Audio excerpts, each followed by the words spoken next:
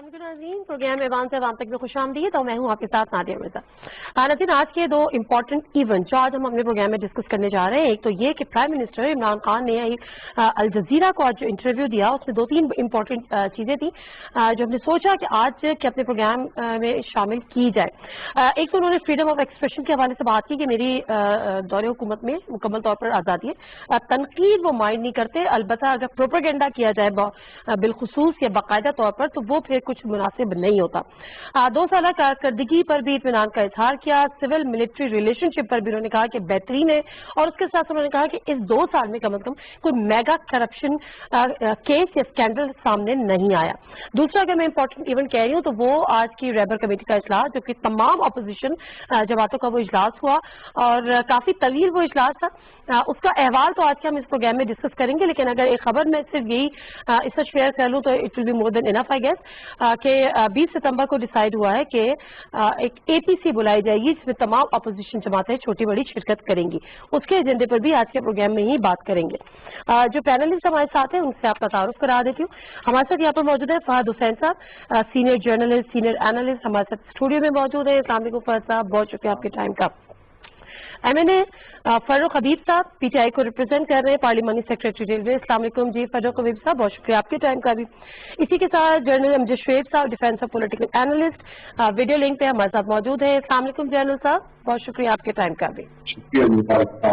अच्छा, तो फर्रुख हबीब साहब, अगर आज के जो इंटरव्यू के बारे में पहले अगर बात कर ली जाए तो कुछ चीजों का आदा किया गया। वजीर आजम की जानिब से आजादी राय की बात की गई, 2 साल कारकर्दगी की बात की गई, करप्शन का कोई मेगा स्कैंडल है, लेकिन उसके साथ उन्होंने ये भी कहा कि छोटे मोटे केसेस जो है वो करप्शन के हैं और इतना आसान भी नहीं है पूरे सिस्टम से करप्शन से पाक कर देना। क्या आपका इस पे टेक है कि कितनी करप्शन किस लेवल पर अभी भी किन पॉकेट्स में अभी भी हो रही है? बात यह है जब ओवरऑल हम एक सिस्टम की बात करते हैं, एक निज़ाम की बात करते हैं कि जिस निज़ाम को बड़ी मेहनत के साथ जो है वो तबाह बर्बाद किया गया हो और माजी के अंदर जो जमातें यहाँ पर हुक्मरान रहीं उनको ये निज़ाम ही सूट करता था, जिस निज़ाम को उन्होंने ऊपर से लेकर नीचे तक करप्ट किया। जब प्राइम मिनिस्टर साहब बात करते हैं तो वो बात करते हैं इस सिस्टम के अंदर बैठे हुए माफिया की। आप जब किसी चीज को ठीक करने की कोशिश करते हैं, किसी चीज के ऊपर हाथ डालते हैं तो पूरे का पूरा जो माफिया है उसको बचाने के लिए आ जाता है।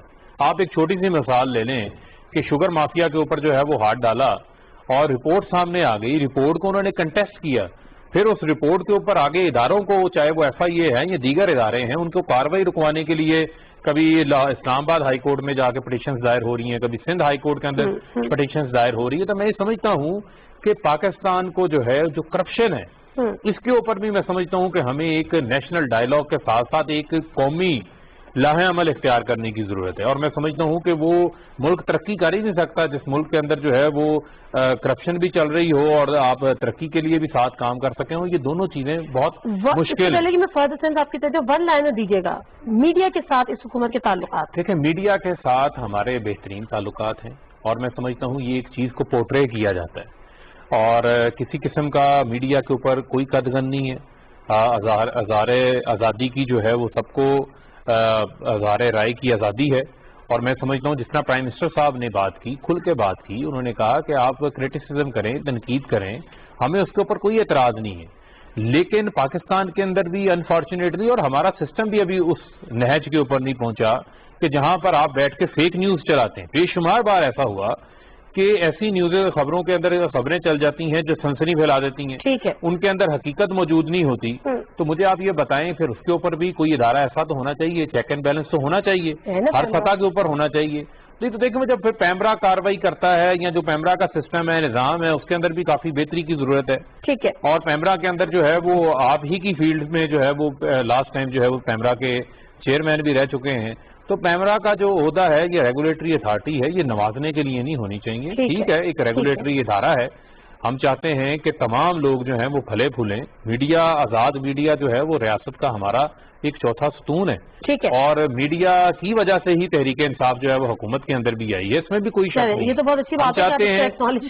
हम चाहते हैं, देखें हम क्या चाहते हैं, आप रिपोर्टिंग करें, आप तनकीद भी करें और आप हकाइक भी सामने रखें, कोई मसला नहीं है। हम तो बल्कि जो मीडिया बात करता है ہماری حکومت تو جو ہے وہ میڈیا کے حوالے سے ان چیزوں سے سینسٹائز بھی ہوتی ہے، ان کے اوپر ہم عمل درآمد بھی کرتے ہیں بہت ساری چیزیں۔ فادر حسین صاحب، چونکہ آپ کا تعلق میڈیا سے ہے اور بڑے سینئر موسٹ ظاہر جرنلسٹ ماشاء اللہ سے، مجھے آپ بتائیں کہ جب یہ بات ہوتی ہے فریڈم آف ایکسپریشن کی، اور جس طرح سے وزیر اعظم صاحب نے بھی آج کہا کہ تنقید تو وہ مائنڈ نہیں کرتے، لیکن جب باقاعدہ طور پر پروپیگنڈا ہوتا ہے، کیا واقعی باقاعدہ پروپیگنڈا ایجنڈا سٹور ہو رہے ہوتے ہیں؟ اور اس میں ڈفرینس پھر آپ تھوڑا سا کہ باقاعدہ پروپیگنڈا اور کرٹیسزم۔ دیکھیے نادیہ، بہت شکریہ۔ یہ جو معاملہ ہے نا، ہمیں تھوڑا سا ہر معاملے کی اگر ہم گہرائی میں جائیں تو چیزیں زیادہ تھوڑی سی کلیئر ہو جاتی ہیں۔ دیکھیے، فریڈم آف دی ایکسپریشن ایک کانسٹیٹیوشنل رائٹ ہے، اور وہ رائٹ ہے جب اس میں بات کی جاتی ہے کہ جناب مجھے کوئی کہے، آپ مجھے کہیں کہ دیکھیے یہ بات تو ٹھیک ہے کہ فریڈم ہونا چاہیے، مگر اس فریڈم میں یہ چیز نہیں ہونی چاہیے، تو اگلا سوال فوراً آتا ہے کہ یہ فیصلہ کون کرے گا؟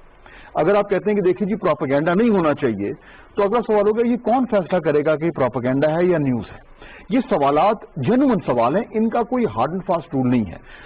دیکھیے، اگر پاکستان میں میڈیا فریڈم کے اوپر سوال اٹھتا ہے تو اس کی جینوئن وجوہات ہیں، مختلف ہو سکتی ہیں۔ اگر وزیر اعظم صاحب یہ کہتے ہیں کہ پروپیگنڈا ہے، اور جس طرح آج انہوں نے انٹرویو میں کہا کہ اگر میری جگہ یہی کام جو ہے وہ برطانیہ کے وزیر اعظم کے ساتھ ہوتا تو وہ ملینئر ہوتا کیونکہ وہ ڈیمیجز کر سکتا، ٹھیک ہے جی، بالکل ٹھیک ہے۔ ہمارے ہاں یہ کیوں نہیں ہے؟ کیونکہ ہمارے لائبل لاز ٹھیک نہیں ہیں۔ ہمارے لائبل لاز ٹھیک کیوں نہیں ہے؟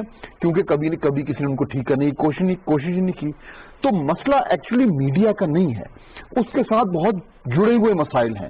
اگر کوئی جینوئنلی چاہتا ہے کہ پاکستان میں فری میڈیا ہو اور اس سے جڑے ہوئے وہ مسائل نہ ہو جس کا ہم ذکر کر رہے ہیں، اس کے سولوشنز موجود ہیں۔ ایک سولوشن جو کہ سولوشن نہیں ہے وہ یہ کہ بازو مروڑ دو، یہ سولوشن نہیں ہے، کہیں بھی نہیں ہوتا۔ فیک نیوز نادیہ پاکستان کا ایشو نہیں ہے، یہ گلوبل ایشو ہے۔ ہمارا ایک جو ٹریڈیشنل میڈیا کا ماڈل ہے وہ پچھلے 40-50 سال سے ایک ماڈل تھا جس طریقے سے پوری دنیا میں میڈیا چل رہا تھا۔ اس کے بعد تبدیلیاں آئیں، دنیا چینج ہوئی ہے، وہ پورا ماڈل میڈیا کا چینج ہو رہا ہے، ڈیجیٹل میڈیا کا رائز ہوا ہے، اس سے جو آڈینسز ہیں وہ سپلنٹر ہو گئے ہیں۔ آپ دیکھیں نا، آج سے کئی سال پہلے سارا پاکستان صرف یہ چینل دیکھتا تھا جہاں پہ آج ہم بیٹھے ہوئے ہیں۔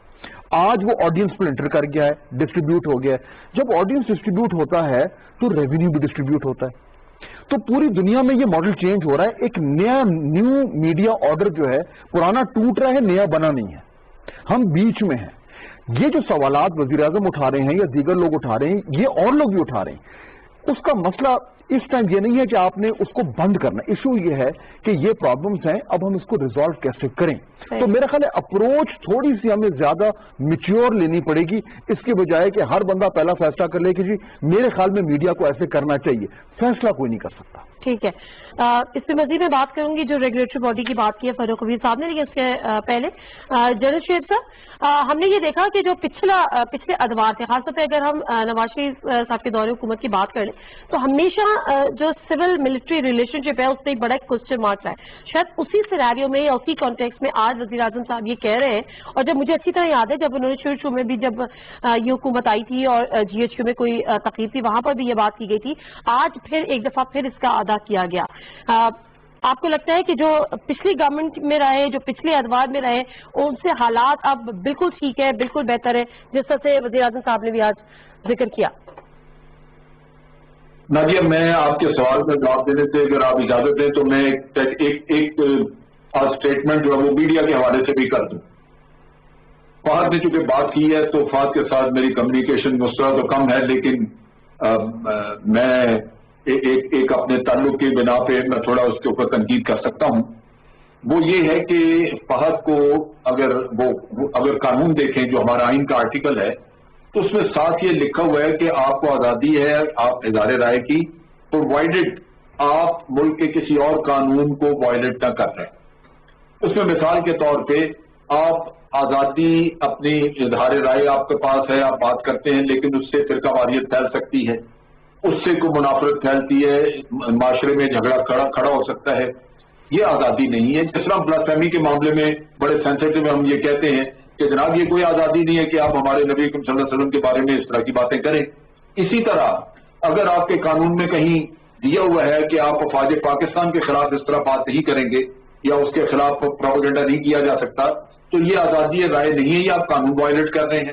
سو اس کو یک طرفہ نہیں لینا چاہیے، اس میں بڑا واضح دیا ہوا ہے کہ سب کچھ آپ کہہ سکتے ہیں، لیکن اگر وہ کہیں کسی اور قانون کو جو کہ آپ کے آئین میں دیا ہوا اس کو وائلیٹ کر رہا ہے تو یہ آزادی کی زمرے میں نہیں آئے گا، اس کی آپ کو سزا ہوگی، وہ آپ کو لے کے جائے گا عدالت میں۔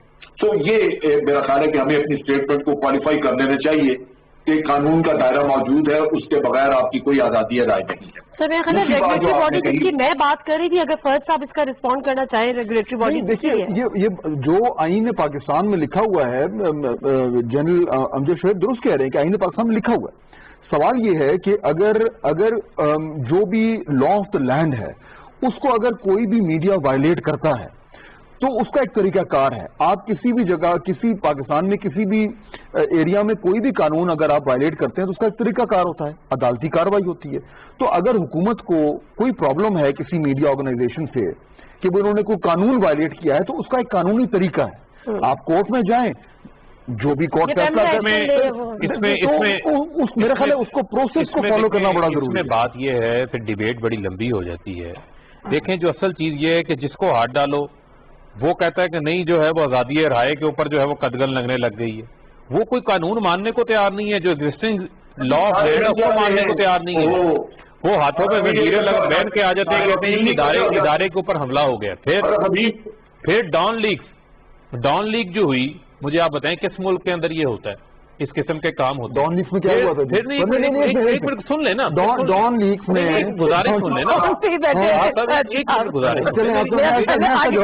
میری گزارش سن لیں کیونکہ میرا تعلق ہے ڈان سے، میں آپ کو جواب دیتا ہوں، آپ کریں۔ دیکھیں پھر کیا ہوتا ہے، پھر ہوتا ہے بجائے ہم کسی انڈیویجول ایکٹ کو کنڈیم کرنے کے ساتھ ہم کہتے ہیں نہیں میرے صحافی بھائی کے اوپر، میرے وکیل بھائی کے اوپر، میرے پیٹی بھائی کے اوپر یہ بات آ گئی ہے، میں نے ایز اے کمیونٹی کے طور کے اوپر اس کے ساتھ کھڑا ہونا ہے، چاہے اس نے جو ہے وہ ایسی کی تیسی پھیر کے رکھ دی ہو، چاہے اس نے پولرائزیشن کرنے کی کوشش کی ہو، چاہے اس نے کمیونٹی کو ڈیوائڈ کرنے کی کوشش کی ہو۔ تو جنرل صاحب بات کر رہے تھے جو آزادی رائے کا حق ہے وہ کسی کی دل آزاری کے اوپر تو نہیں ہے۔ میں کر جاتی ہوں سول ملٹری ریلیشن سے جنرل صاحب، ڈان لیکس کا ذکر کر دوں، لیکن دیکھیے وہ ایشو جو ہے وہ اس طریقے سے جو کچھ اگر آپ اس وقت کی آپ ہیڈ لائنز کی سرخیاں نکالیں، جو بیانات آ رہے ہیں ہمارے سینئر ریاستی اہلکاروں سے، ان بیانات میں اور اس وقت جو بیانات تھے اس میں اب فرق نہیں ہے، اور ہائیسٹ لیول پہ اب یہ بات کی جا رہی ہے کہ وہ جو کچھ بھی تھا وہ اس طریقے سے نہیں تھا جس طریقے سے اس کو پورٹرے کیا گیا۔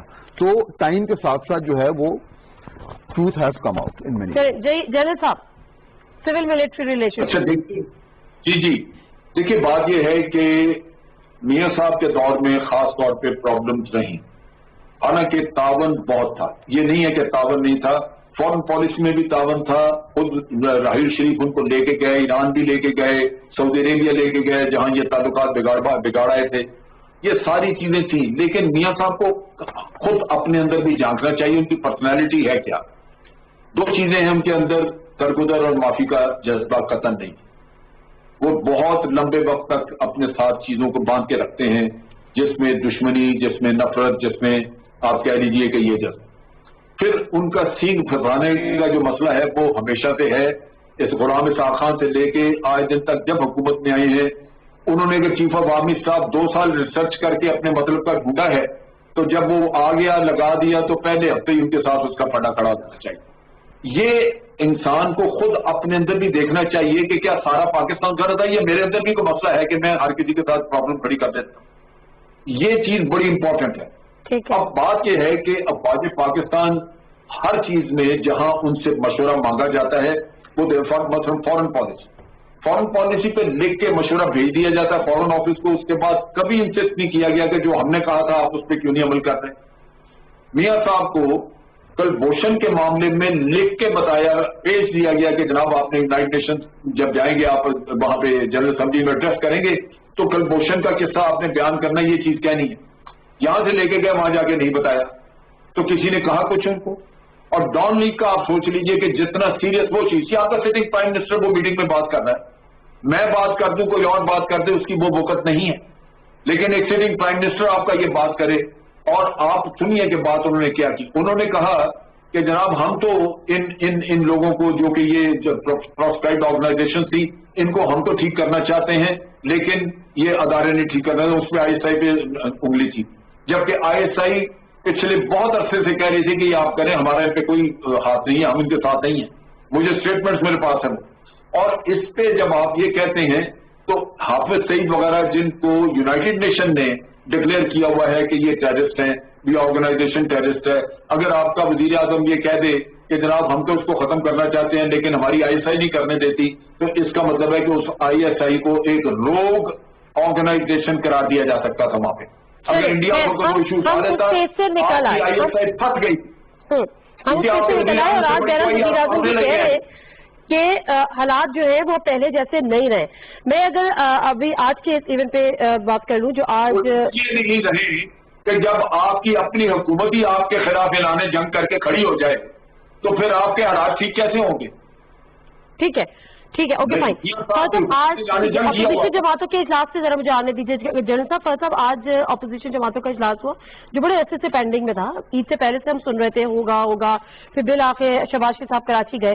पहले तो मुझे ये बताएं इससे पहले कि मिस्टर शहबाज शरीफ साहब और जरदारी साहब की इस मुलाकात को PMLN के नजरियाती कारकुन, पीपल्स पार्टी के नजरियाती कारकुन ने किस तरह से देखा होगा? देखिए पॉलिटिक्स में जिसका वो कहा जाता है कि मफादात अगर मैच करना शुरू हो जाएं तो कल के दुश्मन आज के दोस्त हो जाते हैं, और ये सब करते हैं। ये दो जमातें तो नहीं है, नजरियाती सियासत तो नहीं हुई ना? ये नजरियाती सियासत देखिए इश्यूज पे होती है। अलायंसेज जो है वो हर वक्त बनते हैं। हम इस वक्त पाकिस्तान में हर सियासी जमात ने जो है माजी के दुश्मनों, माजी के मुखालिफिन के साथ दोस्ती की है, हर जमात ने। तो इशू वो नहीं है। देखिए इशू क्या है? इशू ये है कि ये दोनों आपस में मिलकर, या ये जितनी भी अपोजिशन जमातें हैं आपस में मिलकर करना क्या चाहती हैं। इशू ये है, क्या वो कोई तब्दीली लाना चाहते हैं, क्या वो इस हुकूमत को हटाना चाहते हैं, या वो उसको सिर्फ टफ टाइम देना चाहते हैं लेकिन उसको अपनी मुद्दत पूरा करना देना चाहते हैं। ये वो बड़े सवाल हैं कि इनकी हिकमत अमली है क्या। मेरे ख्याल में अभी तक ये क्लियर नहीं है, उनको खुद भी नहीं क्लैरिटी कि हमें करना क्या है। इसी अलायंस में एक एक्सट्रीम में जनाब मौलाना फजल रहमान साहब हैं जो कहते हैं कि तमाम अपोजिशन को फौरी तौर पर असेंबली से इस्तीफा दे देना चाहिए। इसी अलायंस में अगर ये अलायंस बनती है, कुछ ऐसी अपोजिशन की जमातें हैं जो ये कहती हैं कि नहीं, इस हुकूमत को अपना मुद्दत पूरी करनी चाहिए।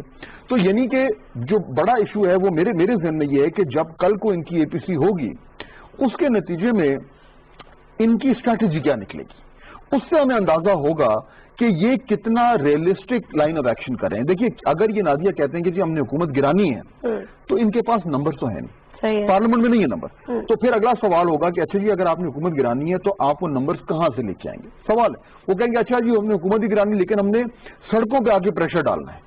अगर सड़कों पे डालना है तो उसके लिए भी आपको स्ट्रैटेजी चाहिए होगी ना कि आपने क्या करना है। अगर बात हो रही है तो उसके लिए भी आपको नंबर चाहिए। तो असल बात ये चले, ये इंपॉर्टेंट है कि सारे मिल गए हैं, मीटिंग्स हो गई हैं, लेकिन असल बात ये कि उन मीटिंग्स के अंदर से निकलेगा क्या। जब तक वो हमारे सामने नहीं आएगा तो मेरे ख्याल है ये कहना मुश्किल होगा कि इसको हम कितना सीरियसली। अभी तक तो मेरे ख्याल है कंसेंसस डेवलप होने में बड़ा टाइम लग गया, 3-4। कितना बड़ा थ्रेट आप समझते हैं अपोजिशन जमातों का मिल जाना, अंडर वन रूफ बैठ जाना, इतनी लंबी रैबर कमेटी हो जाना और फिर एक APC की डेट का अनाउंस कर दिया जाना? देखिए बात यह है, ये चीजें तो डे फर्स्ट से हमारी जबकि हुकूमत बनी उससे बड़ी वाज़ेह थी। वज़ीर आज़म साहब ने जो पहला कौम से खिताब किया था उन्होंने उसके अंदर ही वादे कर दिया था कि ये तमाम इकट्ठे हो जाएंगे अपनी करप्शन बचाने के लिए। अब आप देखें कि मुल्क को इस टाइम जो अंदरूनी तौर के ऊपर क्या चैलेंज दरपेश है और बैरूनी सतह के ऊपर क्या चैलेंज दरपेश है। हर चीज की एक टाइमिंग होती है, लेकिन उसके अंदर ऑपोजिशन का कंडक्ट अगर आप अपने सामने रखें तो कल जो है वो पापड़ वाला जो है वो फलूदे वाले से मुलाकात करता है। एक के जाली अकाउंट्स हैं, एक के TTs के अकाउंट्स हैं, चले मुलाकात हो जाती है। अब लेकिन उसका एजेंडा क्या है? एजेंडा जो है वहां पर कराची का इशू नहीं था। कराची बारिश के अंदर डूबा हुआ था, कराची के अंदर तबाही मची हुई थी, लेकिन ना आसिफ अली जरदारी कराची की सड़क पर निकल सके, ना बिलावल निकल सके, ना कहीं शहबाज शरीफ नजर आए। लेकिन एजेंडा क्या था कि किसी तरीके से जो हमने कौम की दौलत को लूटा हुआ है उसके लिए हमें NRO मिल जाए। और NRO किस चीज के ऊपर चाहिए? पूरी दुनिया के अंदर कहीं नहीं होता कि कौमी सलामती के ऊपर अपोजिशन जो है वो अपनी हुकूमत को ब्लैकमेल करे। सेट ऑफ कवानीन कौमी असम्बली से पास करती है पीपल्स पार्टी, PMLN वोट देती है। सेनेट में जाके क्या इनकी जमातों की नुमाइंदगी नहीं है? वहां पर क्या सोच तब्दील हो जाती है? वहां पर जाके सेनेट में बिल मुस्तरद कर देते हैं। पता भी है ये टाइम बार बिल हैं। भारत 2 साल से कोशिश कर रहा है पाकिस्तान को ब्लैक लिस्ट में भेजने का। ब्लैक लिस्ट होने का मतलब क्या है? مطلب یہ ہے کہ پاکستان کے اوپر پابندیاں لگ جائیں گی, ہم دنیا کے ساتھ ٹریڈ نہیں کر سکیں گے. ایک منٹ مجھے ذرا ایکسپلین کرنے دیں پلیز. اب جب میں اس تناظر کے اندر بات کرتا ہوں, اپوزیشن کا کنڈکٹ دیکھتے ہیں, ان کے لاہے عمل کو دیکھتے ہیں, یہ رازدن کمیٹیوں کی میٹنگیں ہمیں نظر آتی ہیں, اے پی سیز نظر آتی ہیں, اس کا 1 پوائنٹ ایجنڈا ہے کہ ہم گورنمنٹ کو بلیک میل کریں, این آر او حاصل کرنے کی کوشش کریں. وہ جو 35 صفحوں کا جو بلیٹنٹ جو پی ایم ایل اور پی پی پی کی جوائنٹ امینڈمنٹ تھی جو فاروق ایچ نائک نے پیش کی, جو این آر او مانگا گیا, اس کا مطلب تھا نیب کو ٹوتھ لیس کر دیں. یہ جو امینڈمنٹ مانگ رہے ہیں, یہ فہد حسین صاحب بیٹھے ہیں, وہ فیٹس کی ریکوائرمنٹ نہیں ہے. اینٹی منی لانڈرنگ ایکٹ کے اندر 2010 کا ان کا اپنا بنایا ہوا قانون ہے, جس کے تحت نیب, ایف آئی اے, آپ کا ایف بی آر, آپ کی anti narcotic force money laundering کے حوالے سے کاروائی کر سکتی ہے. یہ کہتے ہیں کہ منی لانڈرنگ کے اندر سے نیب کو نکال دیں, کیونکہ نیب ان کے منی لانڈرنگ کے معاملات کو دیکھ رہا ہے. ابھی تازہ ریفرنسز دائر ہوئے ہیں. یہ ملک گرے لسٹ کے اندر گیا اس وجہ سے کہ انہوں نے فائنینشیل میٹرز کے حوالے سے ٹرانسپیرنسی کے تقاضوں کو وضع نہیں کیا. ملک جو ہے وہ ہمارا گرے لسٹ میں چلا گیا, اب بلیک لسٹ کے جانے کی تلوار لٹک رہی ہے. ہماری حکومت نے پچھلے 2 سالوں کے اندر جو آگے سنجیدہ پیش رفت کی, فیٹس کے جتنے مطالبات تھے ان مطالبات کے اندر ہم نے بہت سطح کے اوپر 14 پوائنٹس کے اوپر ہمیں انہوں نے مانا کہ ہماری گورنمنٹ نے پروگرس کی ہے.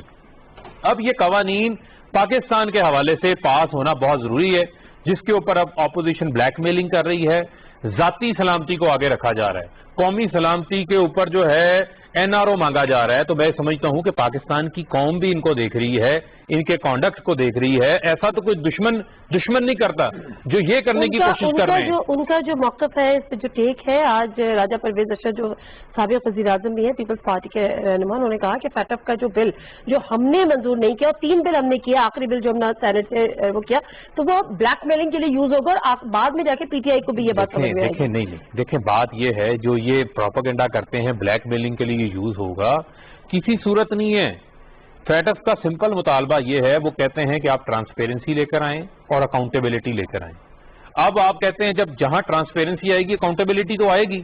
اکاؤنٹیبلٹی کا لفظ جہاں آتا ہے, جہاں احتساب کا معاملہ آتا ہے, وہاں پر پی ایم ایل این اور پیپلز پارٹی کے پاؤں جلنا شروع ہو جاتے ہیں, کیونکہ ان کے معاملات جو ہیں وہ صاف نہیں ہیں.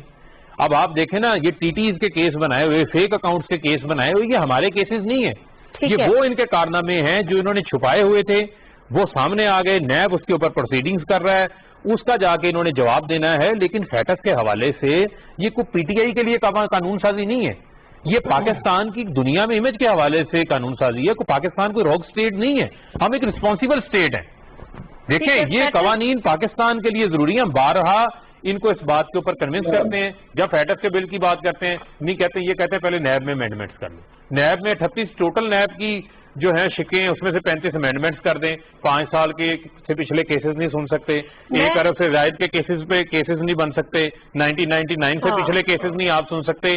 تمام امینڈمنٹس کنسرن اسپیسیفک ہیں, جو نواز شریف کو فائدہ دیتی ہیں, جو آصف علی زرداری کو فائدہ دیتی ہیں, جو شہباز شریف کو فائدہ دیتی ہیں. ابھی کہاں ہوتا ہے, دنیا کے کس ملک کے اندر ہوتا ہے جو یہ اپوزیشن کرنے کی کوشش کر رہی ہے؟ جنرل صاحب کیا آپ بھی اس بات سے متفق ہیں کہ ان کی جو بھی تجاویز ہیں نیب قوانین کو لے کر اور فیڈرل بل کو نامنظور, آخری بل کو نامنظور کرنے پر, وہ واقعی ایک این آر او لینے کی